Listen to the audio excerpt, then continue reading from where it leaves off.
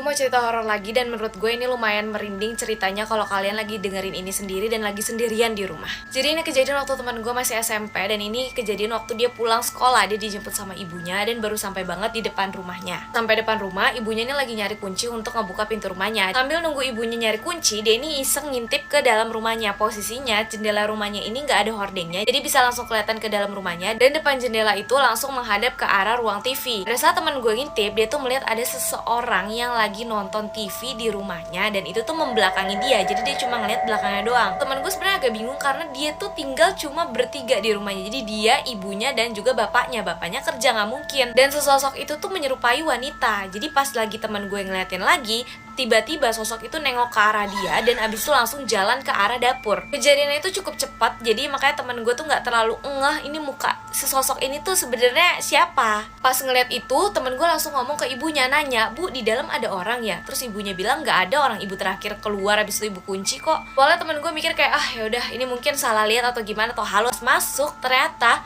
TV di dalam rumahnya ini nyala. Jadi yang temen gue lihat ini beneran ada. Akhirnya temen gue cerita ke ibunya dan ibunya berpikir bahwa kayak jangan-jangan ini maling. Akhirnya diikutin lah karena si sosok ini kan larinya ke arah dapur ya. Jadi diikutin ke dapur dan pas dilihat ke dapur gak ada siapa-siapa.